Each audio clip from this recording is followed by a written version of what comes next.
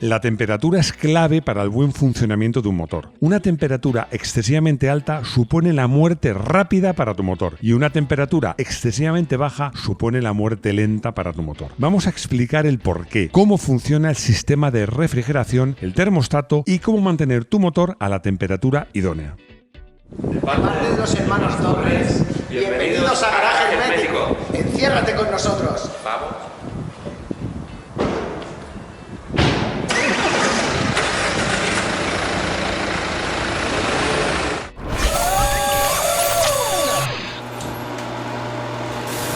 Para comenzar y para entender bien lo que te voy a contar, es bueno que sepas que todos los motores, todos están refrigerados por aire. ¿Seguro? Segurísimo. No tengo ninguna duda. Lo que sucede es que hay motores que el aire les enfría directamente. El aire pasa a los cilindros por fuera y los enfría. Y hay otros que utilizan como mediador el agua. El agua, o sea, el motor pasa el calor al agua y el agua por el radiador a través del aire los enfría. Por lo tanto, lo primero que hay que tener claro es que aunque tu coche tenga un radiador, el que entre bien el aire, que esté limpio, que no esté obstruido la toma de aire, es de vital importancia, sobre todo si hace calor. Os aviso, este es un vídeo técnico, eso está claro, pero como es la norma de la casa, es un vídeo técnico apto para todos los públicos. Así que si no tienes ni idea de mecánica, pero este tema te interesa, porque llega el verano, por ejemplo, pues lo vas a entender. Y si sabes, pues espero descubrirte algo nuevo. Y en cualquier caso, si no, al final del vídeo cuento una anécdota que, sobre todo, si sabes de coches, yo creo que te va a hacer gracia. Os voy a contar cómo voy a organizar este vídeo. Lo primero, vamos a empezar por el principio. Y el principio, en este caso, es la complejidad que tiene un motor. Luego vamos a ver cómo funciona el sistema de refrigeración, para entenderlo bien. Y a continuación, qué problemas supone tener una temperatura demasiado alta o demasiado baja. Y terminamos con unos consejos prácticos. Como veis, un vídeo completito. 2000 piezas distintas. Un motor térmico, da igual que sea gasolina o diésel, un 4 cilindros, que es lo más corriente, puede tener entre 1500 y 2500 piezas distintas, contando todas, hasta el último tornillo. Bueno, esto es muy variable, porque hay motores más modernos que pueden tener muchas más, tener menos, pero bueno, en cualquier caso, evidentemente, son muchas piezas, todas, o casi todas, ser de 4 cilindros, muchas de ellas de 4 en 4, de tamaños diferentes y muchas de materiales y de aleaciones diferentes. Esto es muy relevante. En los motores modernos, el ajuste, lo que se llama la tolerancia que hay, por ejemplo, entre el pistón y el cilindro, o entre el cigüeñal y la biela, es que son ajustadísimas. No se miden en milímetros, ni en décimas de milímetros. Es que se miden en centésimas y hasta en milésimas de milímetro. Quiero poner en valor, porque tengo mucho interés en que tengáis claro las tolerancias, el ajuste con que se hacen los motores de ahora. Por eso me he traído una regla, para que veáis que es un milímetro. Es que ves un milímetro en la regla y no es nada. Pues imagínate 10 veces menos, 100 veces menos o 1000 veces más pequeño. Recapitulemos un poco. Tenemos un motor con un montón de piezas, miles, de tamaños distintos y de materiales distintos. Bueno, y por tanto, con coeficientes de dilatación diferentes. Además muy diferentes, porque es muy corriente, por ejemplo, que el bloque sea hierro, las camisas de acero, la culata de aluminio, y luego incluso aunque digan, no, los pistones son también de aluminio, sí, pero la aleación es diferente. Claro, insisto, las tolerancias son muy estrechas, los coeficientes de dilatación son diferentes. Un ingeniero diseña el motor para que las tolerancias sean mínimas, pero a temperatura de trabajo. Es decir, a la temperatura a la que el motor va a trabajar, no cuando está frío o cuando está muy caliente. Por eso es tan importante que el motor funcione a temperatura de trabajo, porque es entonces cuando el motor está perfectamente ajustado. Esto es la clave de todo. Insisto, el ingeniero diseña el motor para que a temperatura de trabajo todas las piezas se encajen perfectamente. Cuando está muy frío y las piezas no se han levantado, hay muchas holguras, pero cuando está demasiado caliente es que esas tolerancias desaparecen. Vamos a ver qué es lo que pasa cuando la temperatura no es la adecuada y vamos a ver primero qué sistema se utiliza para que esa temperatura sea la adecuada. Solo aire. La refrigeración exclusivamente por aire, bueno, se empleaba sobre todo en modelos en coches más antiguos, pero incluso hoy se utiliza en motos y se utiliza en modelos relativamente sencillos, como era, no sé, pues por ejemplo, el Citroën 2 caballos, el Volkswagen Escarabajo o el Porsche 911. El 911 simple. Simple. Era simple en lo que se refiere a su sistema de refrigeración, que era unos cilindros como los que llevan las motos y un ventilador. Esta corriente de aire que refrigera el motor pues se provoca por la propia velocidad por la que se mueve el vehículo, el coche o la moto, o porque tiene un ventilador que hace que ese aire pues corra aunque el coche esté incluso parado o la moto. Fijaos que coches tan sofisticados, tan míticos, tan tecnológicos como era el 917, aquí podéis ver encima cómo lleva el ventilador para refrigerar este motor que era refrigerado por aire. Por este motivo seguro que os habéis fijado que siempre, casi siempre, 99,99% de las veces, las motos refrigeradas por aire sale el escape por delante. Y es muy fácil decir, bueno, pues ¿por qué no pones los carburadores delante, que el aire empuje a la gasolina y los escapes por detrás? Muy sencillo, porque la parte del escape, la parte del motor donde va el escape está mucho más caliente. Y en cambio interesa que la gasolina entre fría. Por eso los motores de moto refrigerados por aire, el escape sale por delante, donde reciben más aire, y la carburación, o la inyección en su caso, va por detrás, donde reciben pues, menos calor del propio motor. Evidentemente, una de las ventajas de estos motores es que son más sencillos. Y además, al ser más sencillos, son más difíciles de romperse. ¿Pero qué desventaja tienen? Pues que el gap, como se dice en los modernos, es decir, el margen de temperaturas de trabajo del motor es más amplio. Os voy a poner un ejemplo. Imaginaos una moto refrigerada por aire, no un scooter que lleva en ventilador, una moto, en un atasco, no recibe aire. El ingeniero tiene que prever la temperatura más alta y la temperatura más baja, con lo cual ese ajuste no puede ser tan perfecto. Con lo cual los motores refrigerados por aire, acabamos de grabar un vídeo en 911 y contábamos esto, no es tan fácil que consigan un rendimiento óptimo en cuanto a potencia y sobre todo en cuanto a consumos y en cuanto a emisiones. Con ayuda del agua. En un motor que utiliza el agua también para la refrigeración, el sistema es mucho más fácil. Hay unas camisas, es decir, alrededor de los cilindros hay agua, ese agua está en contacto con el motor y se calienta por unos conductos que son los manguitos, van hacia el radiador y ahí en el radiador se dividen en finísimos tubitos, porque los radiadores son un entramado finísimos que con la ayuda del aire se enfría y vuelve al motor. Ese aire se consigue bien, como los motores de refrigeración solo por aire, por la velocidad de la marcha, o bien todos los modelos, todos los coches y motos refrigerados por agua tienen un ventilador que cuando la temperatura se dispara, es muy típico, en moto lo notas porque lo oyes, estás en un atasco y notas que la temperatura sube, ¡pum!, y se dispara el ventilador y en verano además te sale un aire calentito que da un gusto. Pero el arte de hacerlo esto bien es que el agua refrigere justo para mantener el motor a temperatura de trabajo. ¿Qué quiere decir con esto? Imagínate que hace mucho frío y el agua está fría y el motor está frío y tú le estás mandando ahí a la agua al radiador para que se enfríe más y la mandas al motor. Y imagínate el caso contrario, hace mucho calor pero el caudal de agua no es el suficiente. ¿Cómo se soluciona esto? Es muy sencillo, con un trasto, un aparato, un aparatejo, una pieza que todos habéis oído hablar de ellas, que es el termostato. Hay mucha gente a la que le cuesta entender qué es un termostato. Yo le voy a explicar de una forma súper sencilla que lo vais a entender. Es que es un grifo. Un termostato es sencillamente un grifo, así de fácil. No es una comparación, es que es exactamente un grifo inteligente, que lo que hace es regular la cantidad de agua que va desde el motor al radiador. Cuando el motor está frío, hace mucho frío o lo acabas de arrancar, el grifo, el termostato, se cierra. Entonces el agua no se refrigera, con lo cual sube rápido de temperatura y el motor se calienta.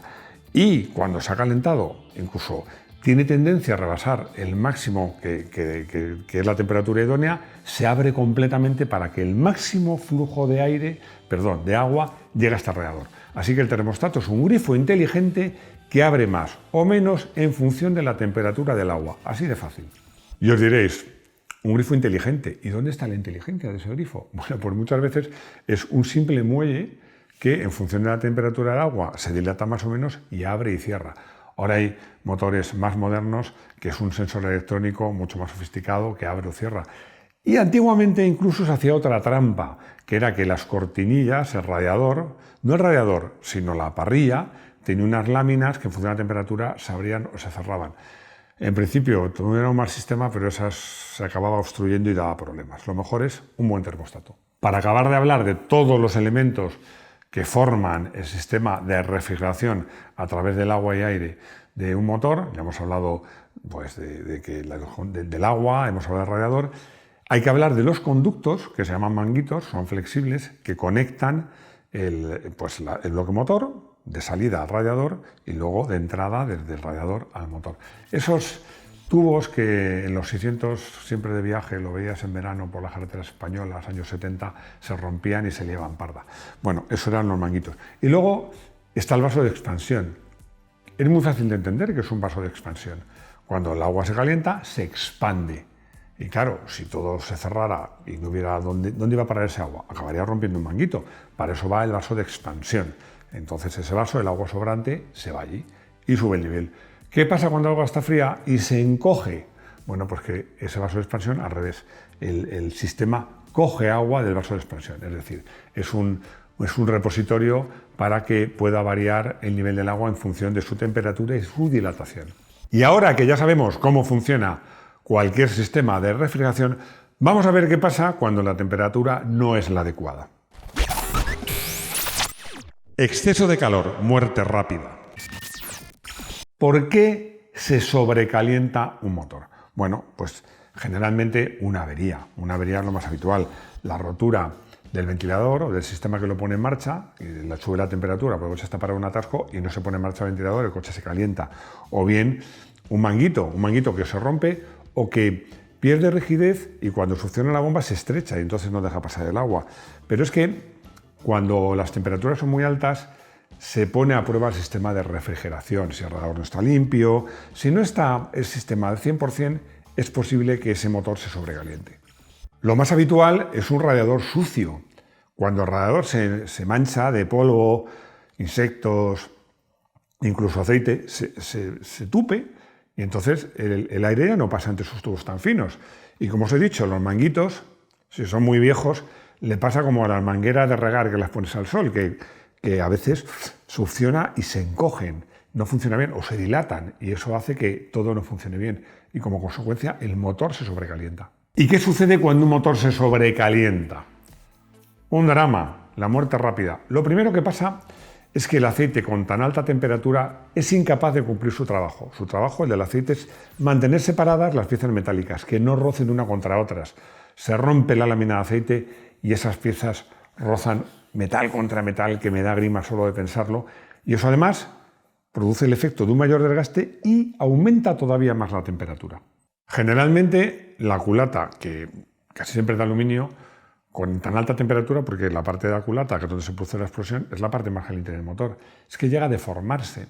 La junta de culata, que es la que permite la estanqueidad entre el bloque y la culata, se quema o se deforma. Esta junta de culata, si se rompe, ¿qué es lo que pasa? Pues deja que se escape gases quemados o sin quemar al agua.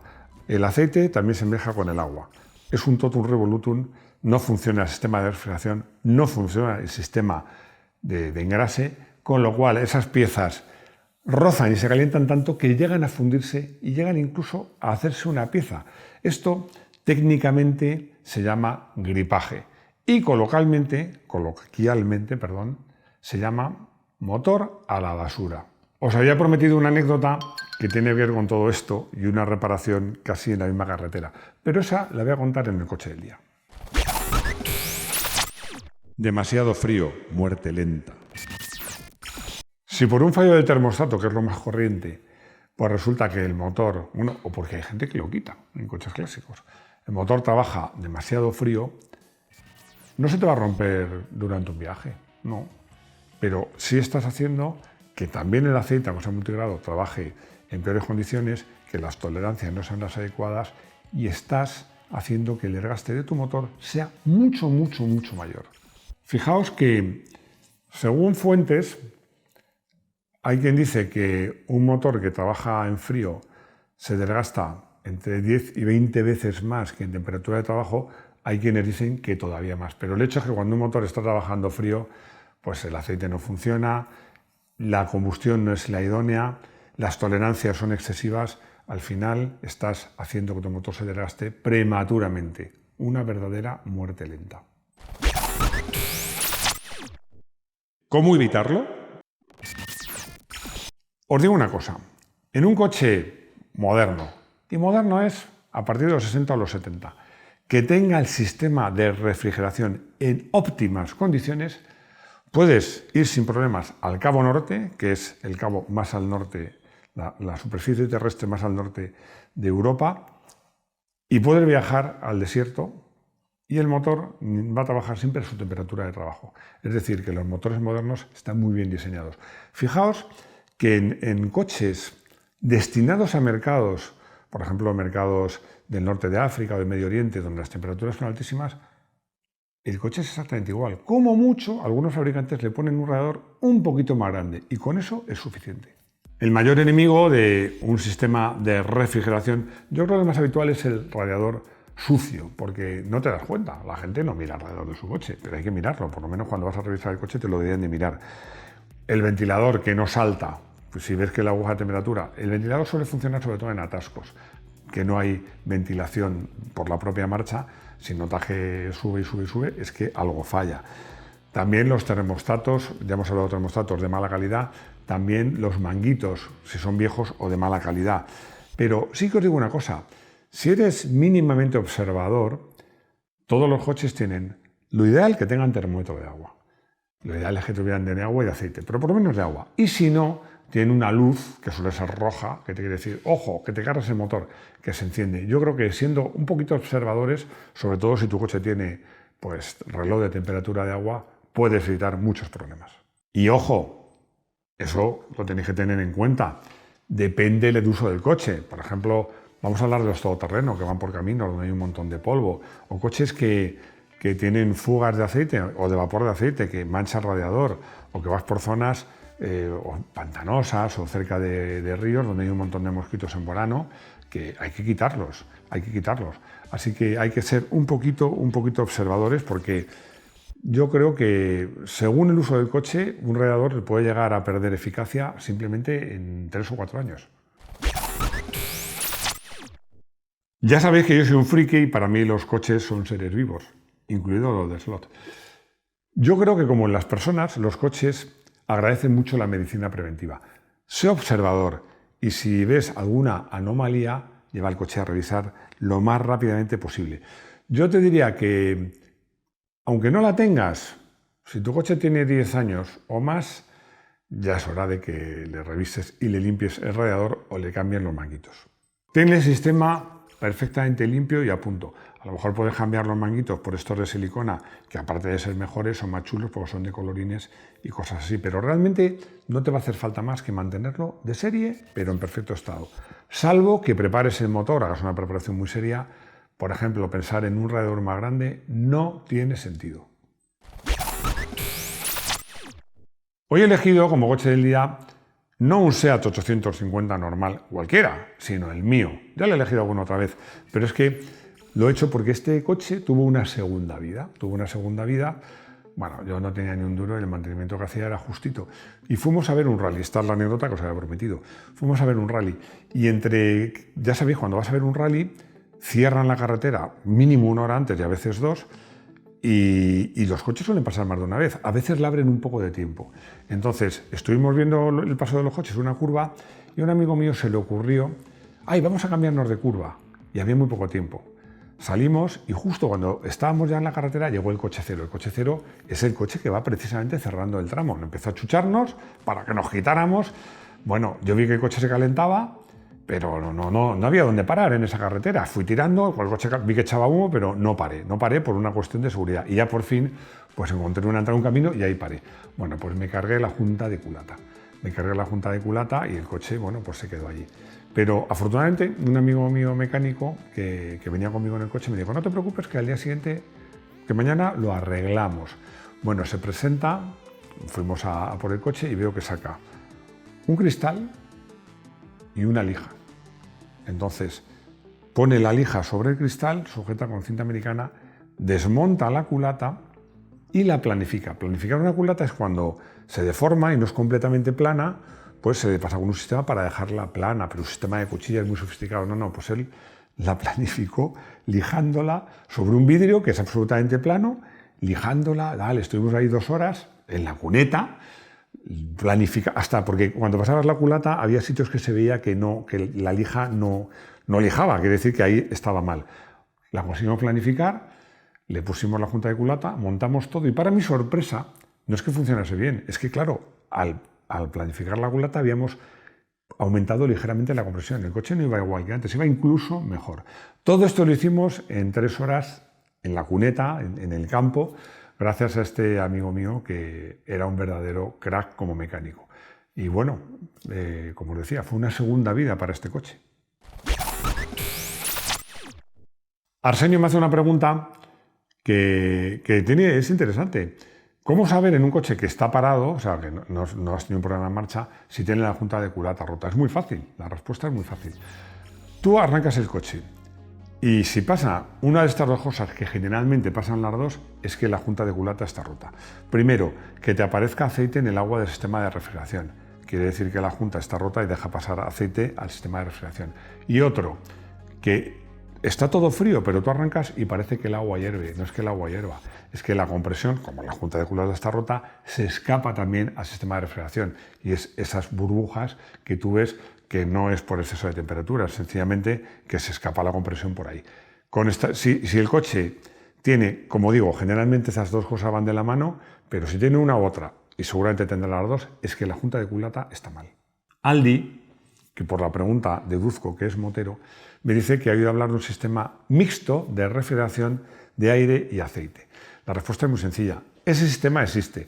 Existe en muchas marcas, pero la marca que lo publicitó y lo hizo más famoso fue Suzuki, porque le denominó sistema SACS, S-A-C-S, sigla de Suzuki Advanced Cooling System, sistema avanzado de refrigeración de Suzuki.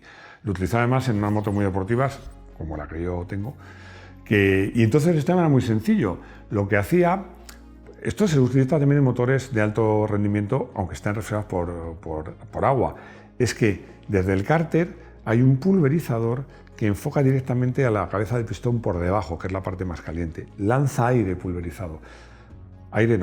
Aceite pulverizado. Y ese aceite también refrigera, como os digo, el punto crítico del pistón, que es la cabeza. Es un sistema que, como digo, Suzuki lo hizo famoso, pero que lo utilizan más marcas. Sobre todo, se suele utilizar en motores refrigerados por aire, pero de alto rendimiento. Llegamos al final de este vídeo. Espero haber cumplido lo que he prometido, que es un vídeo técnico, pero para que todos lo entendáis.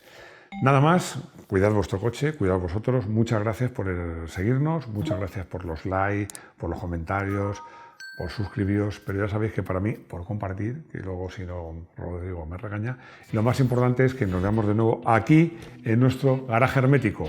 ¡Hasta pronto!